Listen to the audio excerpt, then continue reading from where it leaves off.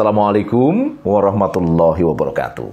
Sedulurku, sahabatku sekalian, beberapa waktu yang lalu Presiden Jokowi mengeluarkan Perpres Peraturan Presiden nomor 7 tahun 2021 tentang RAN-PE, Rencana Aksi Nasional Pencegahan dan Penanggulangan Ekstremisme tahun 2020 sampai 2024. Menurut Perpres ini, salah satu latar belakang diterbitkannya RAN-PE atau Perpres ini adalah meningkatnya ancaman ekstremisme. Wah, ini kata-kata baru buat saya. Apa kemudian ekstremisme itu? Saya kemudian buka di lampiran. Di dalam lampiran itu penyebutannya begini. Rencana aksi ini bertujuan untuk menangani pemacu, drivers terjadinya ekstremisme. Catat secara khusus pemacu terjadinya ekstremisme. Oke, saya agak masuk ke sini akhirnya.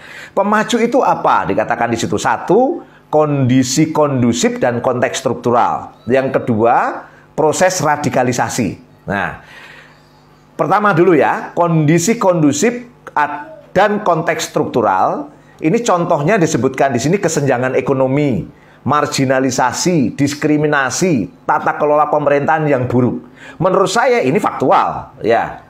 Dan ini merupakan akibat dari penerapan ideologi kapitalisme di negeri ini sejak awal kemerdekaan sampai hari ini. Sehingga terjadilah kerusakan ekonomi, kesenjangan sosial, marginalisasi. Ini faktual. Jadi tidak perlu kita bicarakan karena sebuah fakta. Oke. Yang kedua, itu tentang drivers yang kedua atau pemacu kedua ekstremisme itu dikatakan adalah proses radikalisasi. Nah, ini disebutkan di sana ada distorsi terhadap pemahaman tertentu yang berakar dari kepercayaan, ideologi politik, etnis, dan perbedaan budaya, jejaring sosial, serta kepemimpinan. Nah, di konteks kata radikalisasi, nyambung dengan kata radikalisme inilah yang saya menyebutnya cenderung opini, bukan fakta. Kenapa? Karena akhirnya RAN-PE atau Rencana Aksi Nasional Penanggulangan Ekstremisme itu sejatinya adalah war on radicalism. Perang melawan radikalisme. Di mana selama ini cap radikalisme itu selalu diarahkan kepada apa? Kepada ajaran Islam, kepada aktivis Islam, pada ulama-ulama, pengemban dakwah yang menginginkan tegaknya syariah Islam secara kafah. Nah, inilah yang kemudian kami sebut sebagai opini, bukan fakta. Kenapa? Karena ini nyambung dengan strategi pecah belah yang dituliskan oleh RAND Corporation, ya. Tentang bagaimana Islam ada ekstremisme, ada modernin, ada tradisional, di mana mereka saling dipecah belah satu dengan yang lainnya. Nah, ini yang saya sangat sayangkan gitu.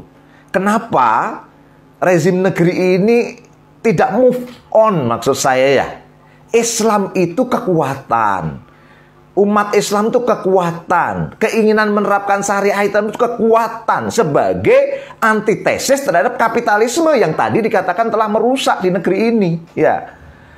Nah, oleh karena itu ini yang harus dicatat secara khusus. Poin kedua yang saya khawatir terhadap RAN-PE ini apa? Di dalamnya disebutkan bahwa akan melibatkan jajaran dan lembaga pemerintah tingkat pusat sampai daerah dan berbagai elemen masyarakat. Disebutkan di situ wall of government approach and wall of society approach. Ini yang saya khawatir, Pak. Akan muncul konflik sosial di tengah masyarakat karena masyarakat satu akan melaporkan masyarakat yang lain, masyarakat yang satu akan mencurigai masyarakat yang lain. Inilah yang malah akan menambah kerancuan di tengah masyarakat, menambah perpecahan, menambah keruh suasana. Come on, ayo. Para penguasa, pembuat kebijakan negeri ini waktunya untuk sadar bahwa ancaman negeri ini bukan Islam. Ancaman sejati negeri ini adalah ideologi kapitalisme yang telah faktual tadi dikatakan merusak negeri ini.